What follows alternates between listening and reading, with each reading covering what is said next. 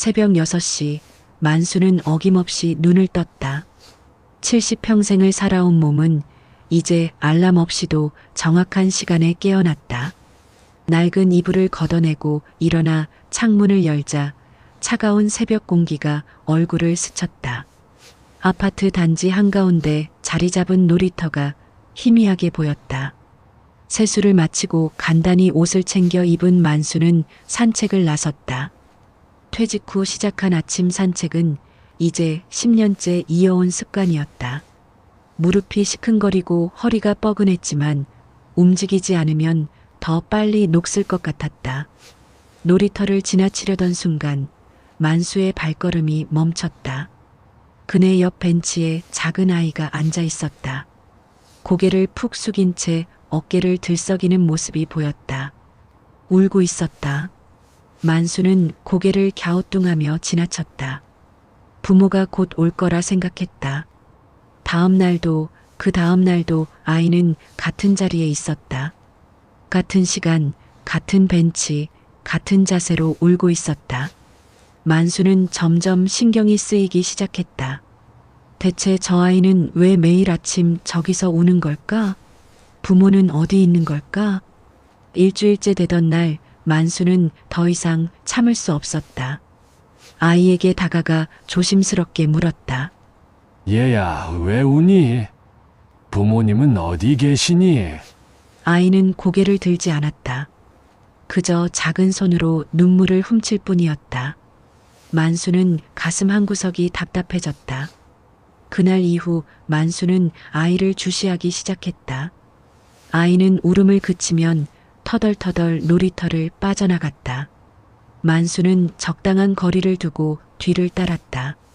아이는 아파트 단지를 벗어나 좁은 골목길로 접어들었다. 페인트가 벗겨진 담벼락, 쓰레기가 쌓인 모퉁이를 지나 아이는 계속 걸었다. 10여 분을 걸었을까 아이는 낡은 빌라 앞에서 멈췄다. 반지하로 내려가는 계단 앞이었다. 만수는 숨을 죽이고 지켜봤다. 아이가 녹슨 철문을 두드리자 안에서 여자의 목소리가 들렸다. 또 늦었구나. 들어와. 만수는 멀찍이 서서 그 집을 바라봤다. 창문은 반쯤 깨져 있었고 커튼은 누렇게 발해 있었다. 도대체 저 안에선 무슨 일이 벌어지고 있는 걸까? 아이는 왜 매일 아침 놀이터에서 울고 있는 걸까? 며칠 뒤 만수는 다시 그 집 앞을 찾았다. 이번엔 낮 시간이었다.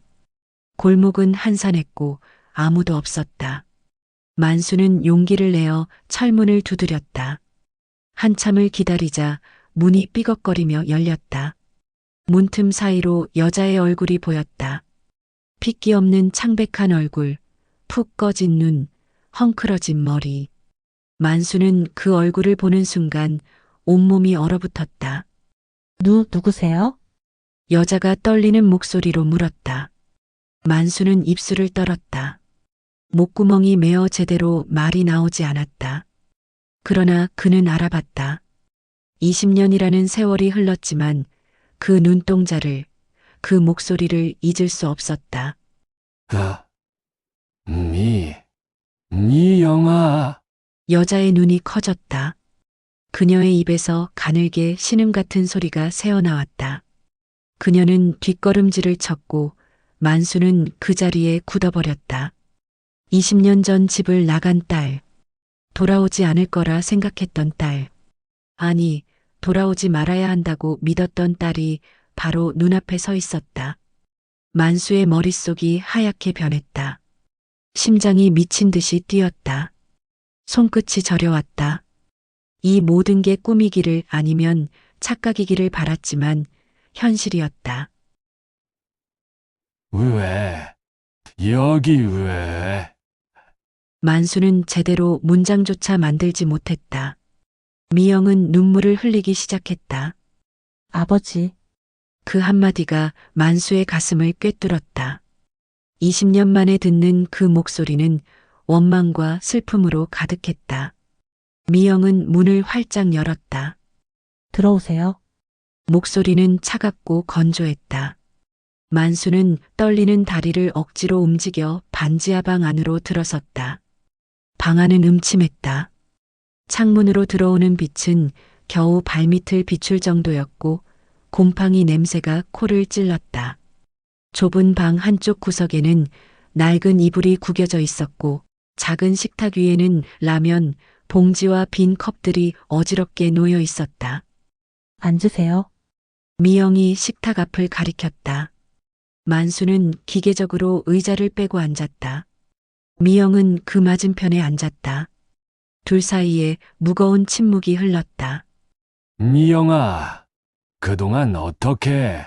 만수가 입을 열었지만 미영이 손을 들어 막았다. 궁금하세요? 당신 딸이 20년 동안 어떻게 살았는지 미영의 목소리에 도끼가 서렸다. 알고 싶으세요? 아버지가 저를 버린 후에 제가 얼마나 지옥 같은 삶을 살았는지 만수는 아무 말도 할 수 없었다. 미영의 눈빛이 너무나 날카로웠다. 저는 22살이었어요. 대학을 다니던 꿈이 있던 평범한 딸이었죠.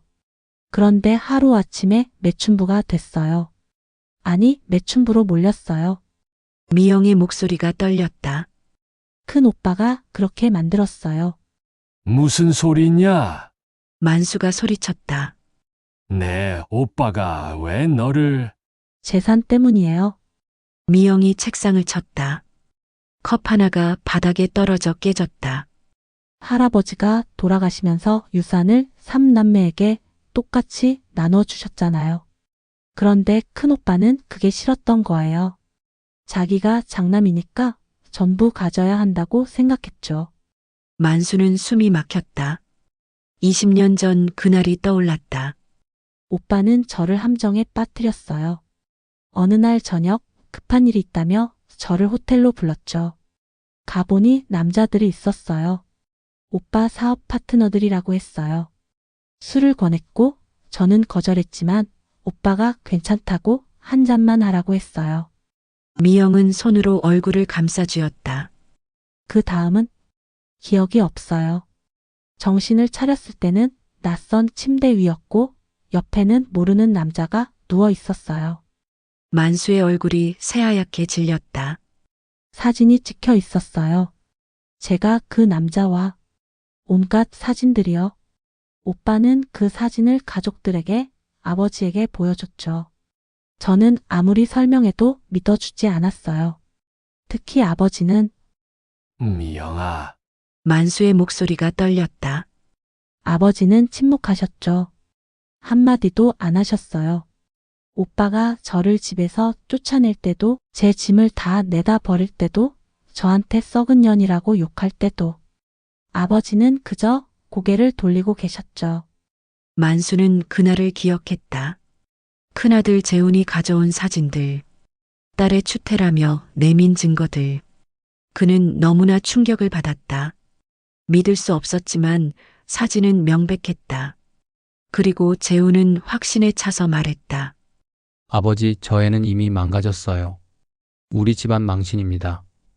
만수는 그날 아무 말도 하지 않았다. 딸을 지키지 않았다. 아니, 지킬 생각조차 하지 않았다. 저는 갈 곳이 없었어요. 친구들도 등을 돌렸고 학교도 그만뒀어요. 일자리를 구하려 해도 오빠가 방해했어요.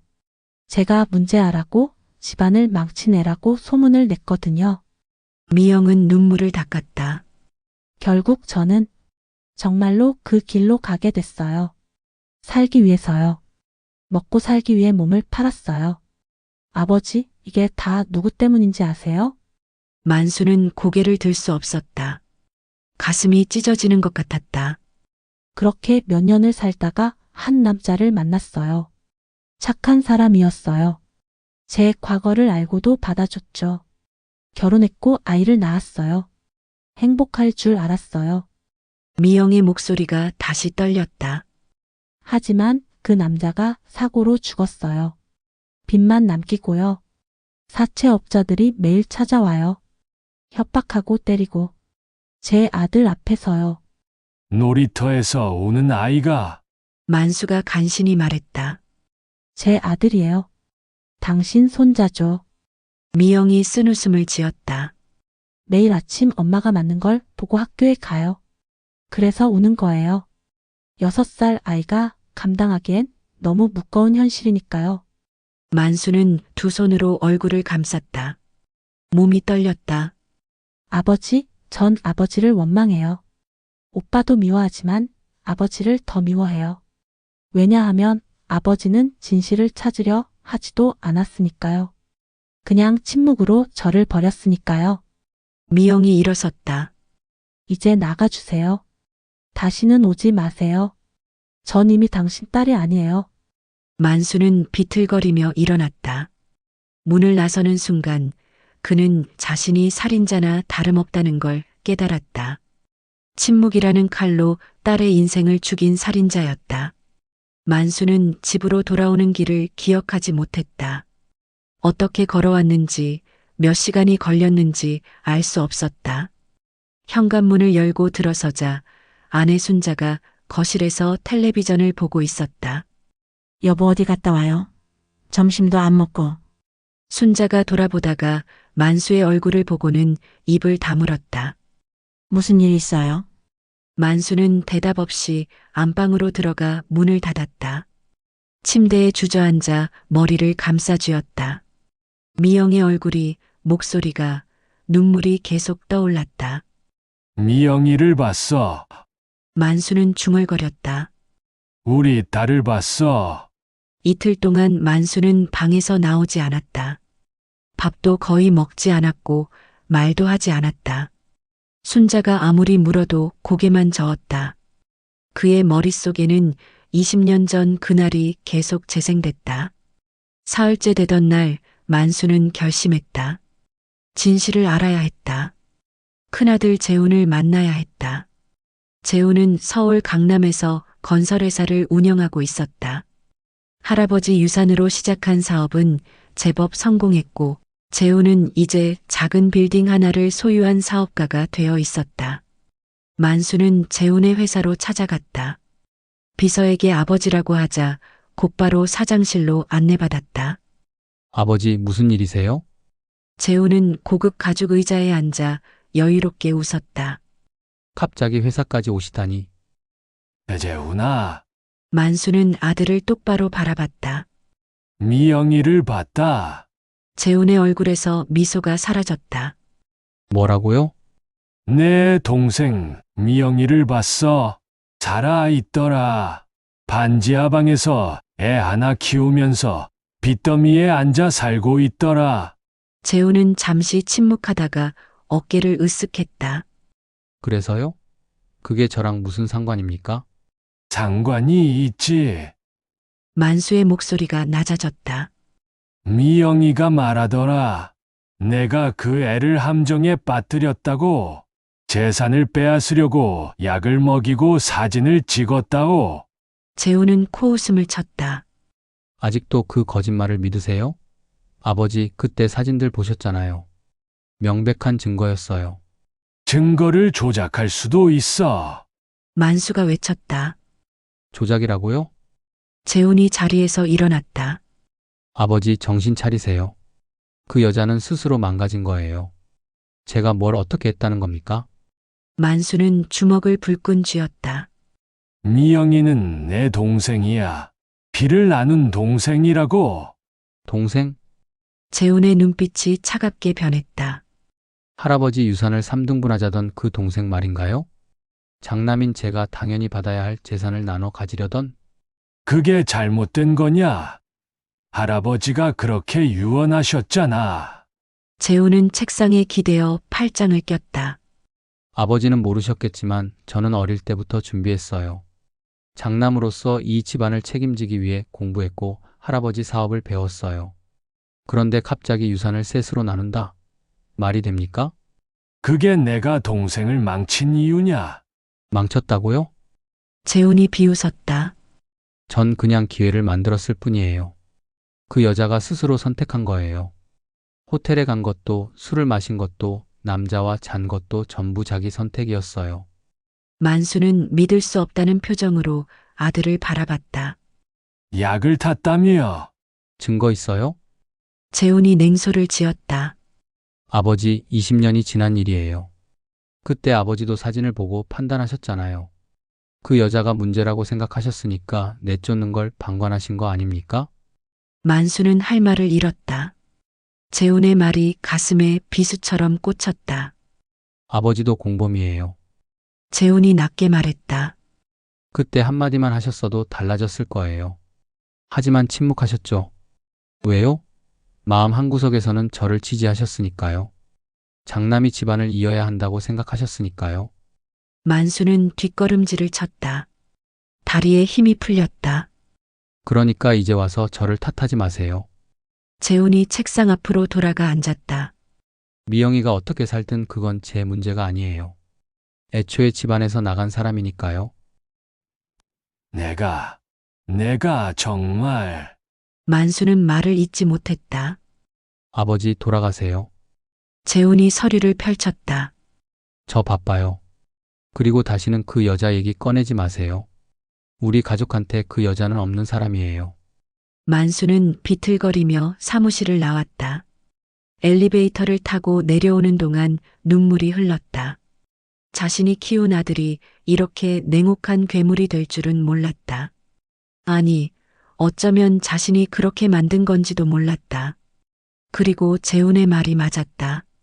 만수도 공범이었다. 침묵으로 딸을 버린 비겁한 공범이었다. 빌딩을 나서는 순간 만수는 결심했다. 이대로는 끝낼 수 없었다. 딸에게, 손자에게 속죄해야 했다. 늦었지만 이제라도 진실을 밝혀야 했다. 하지만 그는 아직 몰랐다. 이 모든 비극 뒤에 더 큰 어둠이 숨어 있다는 것을. 만수는 그날 이후 매일 미영의 집 근처를 배회했다. 멀리서 지켜보기만 했다. 다가갈 용기가 나지 않았다. 딸이 거절할까봐, 아니 딸의 그 차가운 눈빛을 다시 마주할 자신이 없었다. 어느 날 오후 만수는 골목 모퉁이에 숨어서 반지하 방을 바라보고 있었다. 그때 검은 승용차 한 대가 골목으로 들어왔다.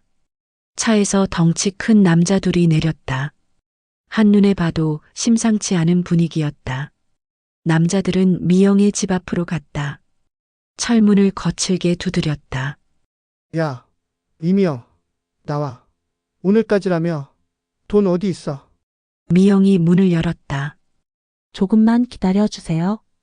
일주일만 더. 일주일? 웃기고 있네. 남자 하나가 미영의 멱살을 잡았다. 이미 석 달을 기다렸어. 이자만 얼마인 줄 알아? 제발요. 아이가 보고 있어요. 미영의 목소리가 떨렸다. 만수는 주먹을 불끈 쥐었다. 뛰쳐나가고 싶었지만 발이 떨어지지 않았다.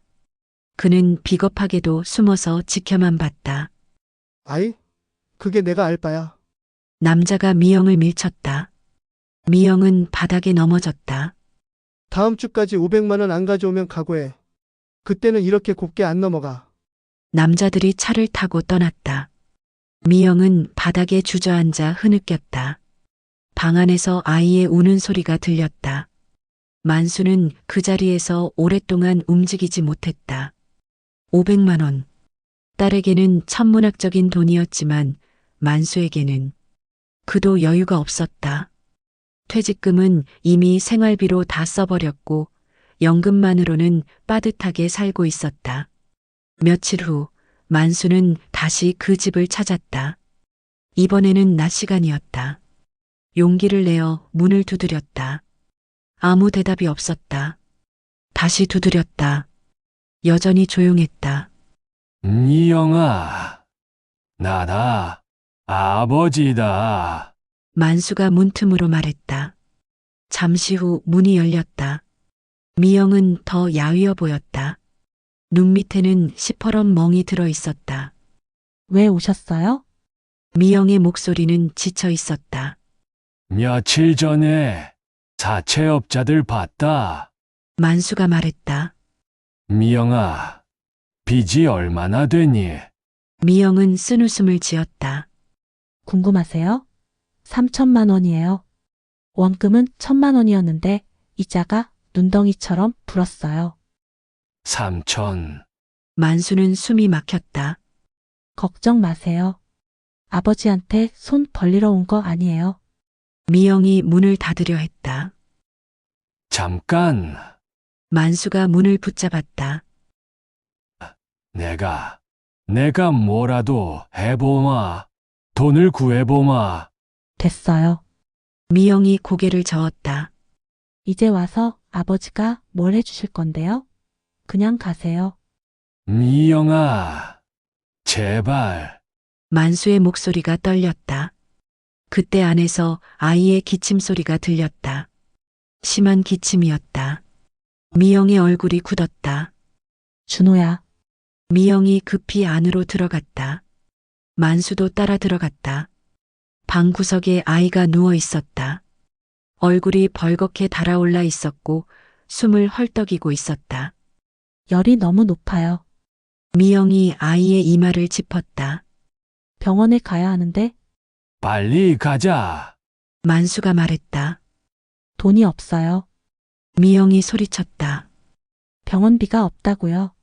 아까 마지막 남은 돈으로 빵 하나 샀어요. 그게 다예요. 만수는 지갑을 꺼냈다.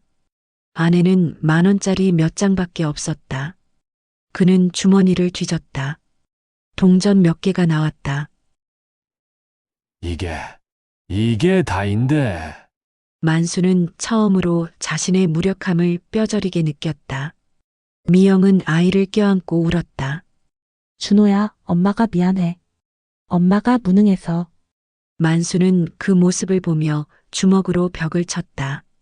손등에서 피가 났지만 아프지 않았다. 가슴이 더 아팠다. 내가 꼭 돈을 구해올게. 만수가 떨리는 목소리로 말했다. 집을 팔든 뭘 하든 구해올 테니까 일단 내일까지 버텨. 내일 아침에 올게. 만수는 비틀거리며 집을 나왔다. 그리고 곧장 은행으로 달려갔다. 대출을 받으려 했지만 70대 노인에게 돈을 빌려줄 곳은 없었다. 담보도 신용도 없었다.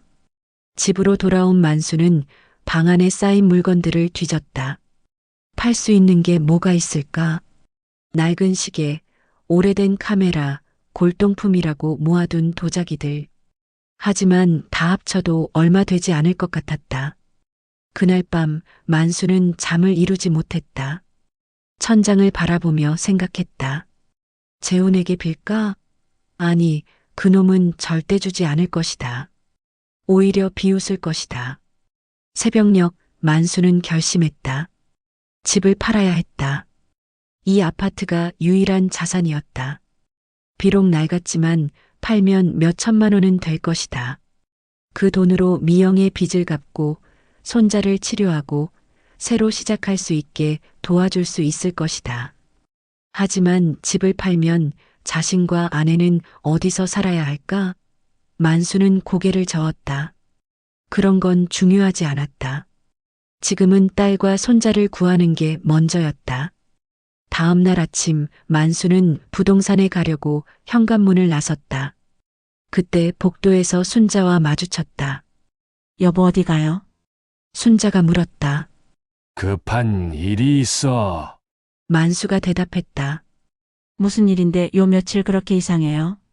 순자의 눈빛이 날카로웠다.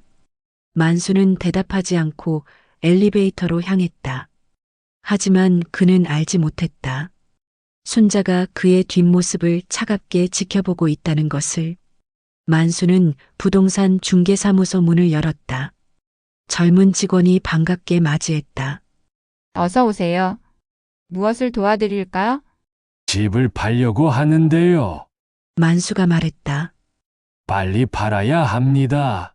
금매시군요. 주소를 알려주시겠어요? 만수가 주소를 말하자 직원은 컴퓨터를 두드렸다.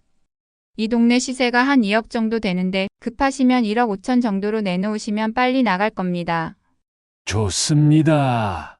그렇게 하죠. 그런데 명의가 누구신지? 만수는 멈칫했다. 집은 공동명의였다. 자신과 아내 순자의 이름이 함께 올라가 있었다. 순자의 동의 없이는 팔 수 없었다. 제 명의입니다. 만수가 거짓말을 했다. 등기부등본 가져오면 되죠. 네, 신분증하고 함께 가져오시면 됩니다. 만수는 사무소를 나왔다. 순자를 설득해야 했다.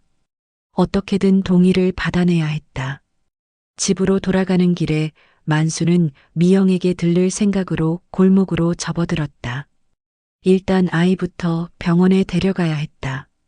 주머니에 있는 돈으로라도 응급처치는 받게 해야 했다. 반지하 앞에 도착한 만수는 문을 두드렸다. 이영아, 나다. 대답이 없었다. 다시 두드렸다. 여전히 조용했다. 이영아, 준호 괜찮니? 아무 소리도 들리지 않았다. 불길한 예감이 들었다. 만수는 문고리를 잡아당겼다. 문이 잠겨 있지 않았다. 문이 삐걱 소리를 내며 열렸다. 이영아, 만수가 안으로 들어갔다. 방 안은 텅 비어 있었다. 이불도 옷가지도 아무것도 없었다. 어제까지 있던 식탁과 의자만 덩그러니 남아 있었다. 이영아, 준호야. 만수가 소리쳤지만 대답은 없었다. 만수는 방 안을 뒤졌다. 화장실, 부엌 구석구석 살폈지만 아무도 없었다. 바닥에 뭔가 떨어져 있었다. 찢어진 사진이었다. 만수는 떨리는 손으로 사진 조각들을 주워 맞춰봤다. 미영의 어린 시절 사진이었다. 가족 사진. 행복하게 웃고 있는 미영의 얼굴이 보였다. 그 옆에는 구겨진 종이가 있었다. 만수는 종이를 펼쳤다. 삐뚤삐뚤한 글씨로 쓰여 있었다. 더 이상 이렇게 살 수 없어요. 준호를 이렇게 키울 수 없어요. 차라리 글씨는 거기서 끝났다. 뒷부분은 찢어져 나가고 없었다. 만수의 손이 떨렸다. 안 돼. 미영아. 그는 종이를 꽉 쥐었다. 뛰쳐나가 집주인을 찾았다. 2층에 사는 할머니가 문을 열었다. 저기 1층 반지하에 살던 여자 못 보셨습니까? 아, 그 집? 어젯밤에 짐 싸가지고 나가던데요. 새벽같이 말이에요. 어디로 갔는지 아십니까? 글쎄요, 말도 안 하고 그냥 가더라고요. 한 달치 월세도 안 내고요. 만수는 다시 골목으로 뛰쳐나갔다. 미영아, 미영아, 어디 있니? 지나가던 사람들이 이상한 눈으로 바라봤지만 만수는 신경 쓰지 않았다. 그는 미친 사람처럼 동네를 뒤졌다. 공원, 편의점, 버스 정류장. 해가 질 때까지 찾았지만 미영은 없었다. 만수는 경찰서로 갔다. 실종 신고를 하려 했다. 딸이 사라졌습니다. 찾아주세요. 성인이시죠? 경찰이 물었다. 아, 네. 성인 실종은 사건성이 있거나 위급한 상황이 아니면 바로 수리가 안 됩니다. 가출일 수도 있으니까요. 아닙니다. 이 쪽지를 보세요. 분명히 무슨 일이 있는 겁니다. 경찰은 쪽지를 보더니 고개를 저었다. 이것만으로는 일단 며칠 더 기다려 보세요. 연락이 없으면 그때 다시 오십시오. 만수는 허탈하게 경찰서를 나왔다. 어둠이 내렸다. 가로등 불빛 아래 서서 만수는 하늘을 올려다봤다. 미영아, 그의 목에서 신음 같은 소리가 새어나왔다. 제발 무사해라. 그날 밤 만수는 미영의 빈집 앞에 앉아 있었다. 혹시라도 돌아올까 싶어서였다. 차가운 시멘트 바닥에 앉아 철문만 바라봤다. 새벽이 되자 만수는 비틀거리며 일어났다. 집으로 돌아가야 했다. 하지만 발이 떨어지지 않았다. 내가 하루만 빨리 왔어도 만수는 자책했다. 집을 하루만 빨리 팔려고 했어도 그는 주먹으로 자신의 머리를 쳤다. 이 멍청한 놈아, 이 쓸모없는 늙은이. 집에 도착했을 때는 이미 아침이었다. 현관문을 열고 들어서자 순자가 식탁에 앉아 있었다. 밤새 어디 있었어요? 순자의 목소리는 차가웠다. 미영이가 우리 딸이 사라졌어. 만수가 힘없이 말했다. 미영이? 그 애가 어디 있었다는 거예요? 여기 우리 동네에 살고 있었어. 그런데 어젯밤에 사라졌어. 쪽지를 남기고. 만수는 구겨진 종이를 내밀었다. 순자는 그것을 받아보더니 무표정한 얼굴로 만수를 바라봤다. 그래서요? 그래서라니. 우리 딸이야. 찾아야 한다고. 그 애는 이미 우리 딸이 아니에요. 순자가 차갑게 말했다. 20년 전에 이미 끝났어요. 만수는 아내를 믿을 수 없다는 표정으로 바라봤다. 당신 지금 무슨 소리를 하는 거요? 순자는 대답하지 않고 자리에서 일어났다. 그리고 안방으로 들어가 문을 닫았다. 만수는 그 자리에 주저앉았다. 온몸에서 힘이 빠졌다. 그는 또다시 딸을 잃었다. 이번에는 영영 잃어버린 것 같았다. 미영아, 그는 흐느꼈다. 미안하다. 아빠가 미안하다. 사흘이 지났지만 미영의 소식은 없었다. 만수는 매일 그 골목을 찾아갔다. 혹시나 하는 마음에 반지하 앞을 서성였다. 하지만 철문은 굳게 닫혀 있었고 새세입자가 들어왔다는 집주인의 말만 들었을 뿐이었다. 만수는 점점 말라갔다. 밥맛도 없었고 잠도 오지 않았다. 순자는 그런 남편을 냉랭하게 바라볼 뿐이었다. 언제까지 그럴 거예요? 그 애는 돌아오지 않아요. 당신은 어떻게 그렇게 냉정할 수가 있어? 만수가 떨리는 목소리로 물었다. 냉정한 게 아니에요. 현실적인 거죠. 순자가 식탁을 닦으며 말했다. 20년 전에 이미 끝난 일이에요. 그 애는 스스로 선택했어요. 선택이 아니었어. 재훈이가 함정을 파놓은 거라고. 순자는 잠시 동작을 멈췄다가 다시 움직였다. 그게 사실이든 아니든 이제 와서 무슨 소용이에요? 만수는 아내의 태도에 의문이 들기 시작했다. 왜 이렇게 무관심한 걸까? 친딸인데도.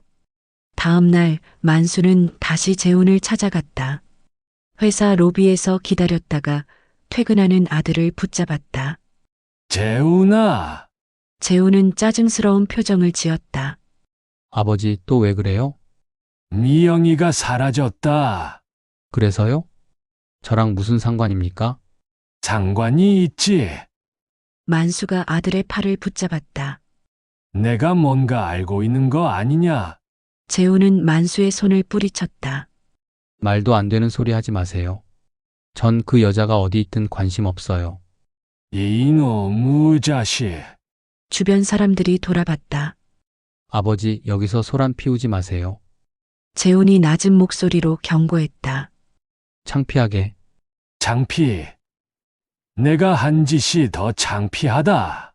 내 동생을 어떻게 한 건지 다 알고 있어. 재훈은 한숨을 쉬더니 만수를 주차장 쪽으로 끌었다. 사람들이 없는 곳에 도착하자 재훈은 차갑게 말했다. 좋아요. 아버지가 원하시니까 솔직히 말씀드리죠. 재훈의 눈빛이 차갑게 변했다. 맞아요. 제가 그 여자를 함정에 빠뜨렸어요. 약을 탄 것도 사진을 찍은 것도 다 제 계획이었어요. 만수는 숨이 막혔다. 예상했던 대답이었지만 막상 들으니 충격이었다. 왜냐고요? 할아버지 재산 3억이 걸린 문제였으니까요. 그 돈으로 전 사업을 시작했고 지금 이 자리까지 왔어요. 후회 안 해요. 이 괴물 같은 놈. 만수가 재훈의 멱살을 잡았다. 재훈은 태연하게 만수의 손을 떼어냈다. 괴물이라고요? 아버지야말로 괴물 아닌가요? 그때 한마디만 하셨어도 됐잖아요. 하지만 침묵하셨죠. 왜요? 속으로는 제 편이었으니까요. 아니야. 만수가 고개를 저었다. 아니긴요. 아버지도 알았어요. 장남이 집안을 이어야 한다고 생각하셨죠. 그래서 그 여자를 버린 거예요. 우리 둘 다 공범이에요. 너, 정말. 만수는 말을 잇지 못했다. 그리고 미영이 실종 건 재훈이 차 키를 꺼내며 말했다. 그것도 제가 처리했어요. 만수의 심장이 멎는 것 같았다. 뭐라고? 사채업자들한테 얘기했어요. 그 여자 빚 제가 다 갚을 테니까 처리하라고요. 처리라니니. 무슨 처리? 걱정 마세요. 죽이라는 건 아니에요. 재훈이 차 문을 열며 말했다. 그냥 멀리 보냈어요. 아주 먼 곳으로요. 다시는 돌아올 수 없는 곳으로. 어디로 보냈어? 당장 말해. 몰라요. 그건 업자들이 알아서 한 일이니까요. 재훈이 차에 올라탔다. 아버지, 이제 그만 잊으세요. 그 여자는 애초에 우리 가족이 아니었어요. 차가 출발하려는 순간 만수가 차 앞을 막아섰다. 비켜요, 아버지. 미영이를 찾을 때까지 안 비킨다. 재훈은 짜증스럽게 차에서 내렸다. 정말 고집스럽게 구시네요. 알겠어요. 그럼 아버지한테 진실을 하나 더 알려드리죠. 재훈이 만수에게 다가왔다. 이 모든 계획 제 혼자 세운 거 아니에요. 무슨 소리냐? 누군가 저한테 아이디어를 줬어요. 어떻게 하면 미영이를 집에서 쫓아낼 수 있는지, 어떻게 하면 재산을 톡 차지할 수 있는지. 재훈이 의미심장하게 웃었다. 누가 그런 짓을? 아버지 가장 가까운 사람이요. 재훈이 차에 다시 올라탔다. 집에 가서 물어보세요. 20년 전 그날 누가 저를 부추겼는지. 차가 떠나고 만수는 그 자리에 얼어붙었다. 가장 가까운 사람? 그게 누구를 의미하는 건가? 만수는 비틀거리며 집으로 돌아왔다. 현관문을 열고 들어서자 순자가 거실에서 차를 마시고 있었다. 당신, 만수가 떨리는 목소리로 물었다. 20년 전에 당신이 재훈이한테 뭐라고 했소? 순자는 찻잔을 내려놓고 만수를 바라봤다. 그녀의 눈빛에는 감정이 없었다. 재훈이가 말했군요. 대체 무슨 짓을 한 거요? 순자는 천천히 일어났다. 제가 한 게 아니에요. 우리가 함께 한 거죠. 무슨 소리를? 여보, 순자가 차갑게 웃었다. 당신도 원했잖아요. 미영이가 사라지길. 장남이 모든 걸 물려받길. 그게 우리 가문의 전통이니까요. 만수는 뒷걸음질을 쳤다. 지금 아내의 얼굴이 낯설었다. 아니, 처음 보는 것 같았다. 당신이 괴물이었구나. 순자는 대답하지 않았다. 그저 창밖을 바라보며 미소를 지었다. 그 미소는 섬뜩할 정도로 차가웠다. 만수는 그날 밤 한숨도 자지 못했다. 안방에서 잠든 순자를 바라보며 온갖 생각이 머릿속을 휘몰아쳤다. 40년을 함께 산 아내. 새 아이를 낳아 키운 아내. 그 아내가 친딸을 배신했다는 사실이 믿기지 않았다. 아니, 어쩌면 진작 알아챘어야 했다. 20년 전 그날 미영이 집에서 쫓겨날 때 순자는 단 한마디도 하지 않았다. 눈물 한 방울 흘리지 않았다. 그저 냉정하게 미영의 짐을 싸주었을 뿐이었다. 나는 정말 바보였구나. 만수는 생각했다. 모든 걸 보고도 못 본 척했어. 새벽이 되자 만수는 결심했다. 더 이상 물러설 수 없었다. 미영을 찾아야 했다. 손자를 구해야 했다. 그리고 이 모든 진실을 밝혀내야 했다. 만수는 조용히 방을 나와 서재로 갔다. 책장 뒤에 숨겨둔 통장을 꺼냈다. 퇴직금 잔액이 800만 원 남아 있었다. 이걸로 뭘 할 수 있을까? 아침이 되자 만수는 다시 재훈의 회사로 갔다. 이번에는 비서실에 명함을 내밀었다. 사장님께 전해주시오. 아버지가 제안이 있다고. 잠시 후 재훈이 로비로 내려왔다. 또 무슨 일이세요? 거래를 하자. 만수가 말했다. 미영이가 어디 있는지 알려주면 내 명의로 된 아파트를 내게 넘기겠다. 재훈의 눈빛이 변했다. 진담이세요? 이 늙은이가 거짓말할 이유가 없지. 재훈은 잠시 고민하더니 고개를 끄덕였다. 좋아요. 하지만 정확한 위치는 저도 몰라요. 다만 업자 연락처는 줄 수 있어요. 그것만 있으면 된다. 재훈은 휴대폰을 꺼내 번호를 적어주었다. 아버지 후회 안 하시죠? 후회는 내가 할 말이다. 만수가 종이를 받아들었다. 내가 나중에 후회하게 될 거야. 만수는 곧바로 그 번호로 전화를 걸었다. 굵직한 남자 목소리가 들렸다. 누구세요? 이미영이라는 여자, 당신들이 데려간 거 맞소? 누구신데 그런 걸 묻습니까? 그 여자 아버지요. 딸이 어디 있는지 알려주면 돈을 주겠소. 전화 너머로 웃음소리가 들렸다. 돈이요? 얼마나 있는데요? 1,000만 원. 만수는 거짓말을 했다. 당장 현금으로 줄 수 있소. 1,000만 원. 남자가 잠시 침묵했다. 내일 연락드리죠. 전화가 끊겼다. 만수는 손에 든 휴대폰을 내려다봤다. 떨리고 있었다. 1,000만 원은 없었다. 하지만 방법을 찾아야 했다. 만수는 집으로 돌아가 서랍을 뒤졌다. 안에 몰래 숨겨둔 도장과 등기권리증을 찾았다. 집을 담보로 대출을 받을 수 있을 것이다. 다음 날 아침 만수는 은행으로 갔다. 하지만 담당 직원은 고개를 저었다.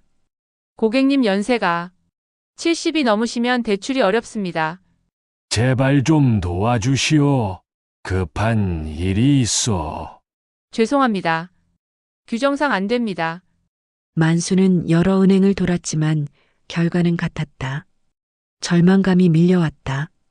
그날 오후 사채업자에게서 전화가 왔다.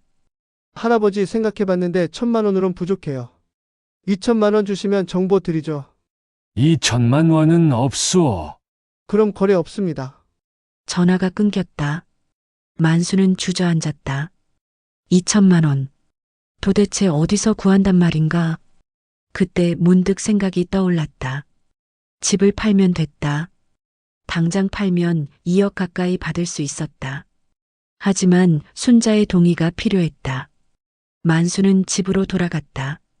순자는 거실에서 드라마를 보고 있었다. 여보, 집을 팔아야겠소. 순자는 만수를 돌아보지도 않았다. 무슨 소리예요?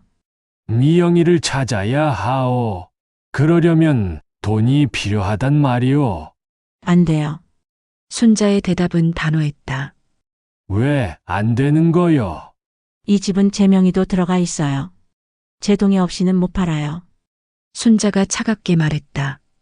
그리고 전 그 애 때문에 제 집을 팔 생각 없어요. 만수는 이를 악물었다. 좋소. 그럼 내 방법대로 하겠소. 다음 날 만수는 자신의 명의로 된 모든 것을 정리하기 시작했다. 차를 팔았다. 200만 원을 받았다. 보험을 해지했다. 300만 원이 나왔다. 금반지와 시계를 팔았다. 100만 원을 더 만들었다. 일주일 동안 만수는 미친 듯이 돈을 모았다. 친구들에게 빌렸다. 마지막 부탁이오. 라며 고개를 숙였다. 동생에게도 전화했다.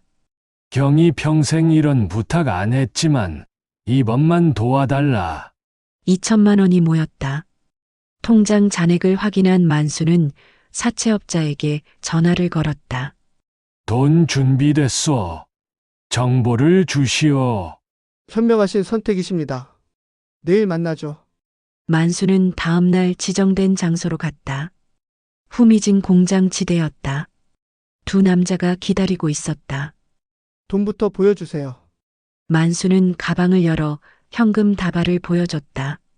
남자들이 돈을 확인했다. 그 여자 중국으로 갔어요. 중국. 인력 송출 업체로 넘겼거든요. 공장에서 일하고 있을 겁니다. 여기 주소요.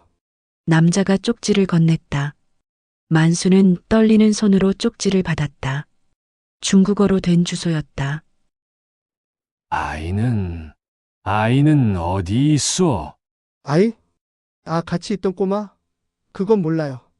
그 여자만 데려갔거든요. 준호는 어디 있냐고? 만수가 남자의 멱살을 잡았다. 나요. 우린 계약대로 했어요. 더 알고 싶으면 돈 더 내세요. 만수는 바닥에 쓰러졌다. 남자들은 돈을 챙겨 떠났다. 만수는 한참을 바닥에 누워 있었다. 허공을 바라보며 생각했다. 준호는 어디 있는 걸까? 혼자 버려진 건 아닐까?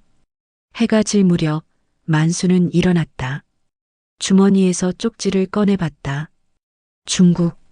미영이 거기 있다. 가야 한다. 만수는 생각했다. 이 늙은 몸이지만 끝까지 가야 한다. 그는 비틀거리며 일어나 집으로 향했다.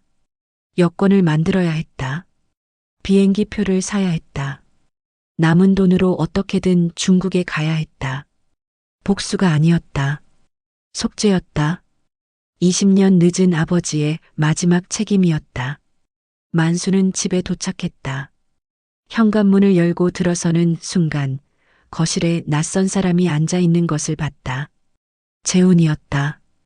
그리고 그 옆에는 순자가 차를 마시며 앉아 있었다. 어서 와요, 여보. 순자가 태연하게 말했다. 재훈이가 왔어요. 만수는 두 사람을 번갈아 바라봤다. 뭔가 이상했다.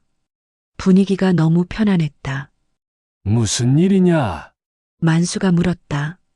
아버지 앉으세요. 재훈이 소파를 가리켰다. 할 얘기가 있어요. 만수는 경계하며 소파에 앉았다. 가방을 꽉 껴안았다. 안에는 남은 돈이 들어 있었다. 중국에 갈 비용이었다. 아버지 미영이 찾으러 가시려고요? 재훈이 물었다. 만수는 대답하지 않았다. 제가 도와드릴게요. 재훈이 미소를 지었다. 중국까지 동행하죠. 제가 비용도 대고 통역도 해드리고. 필요 없다. 만수가 차갑게 말했다. 네, 도움 따위 받지 않겠다.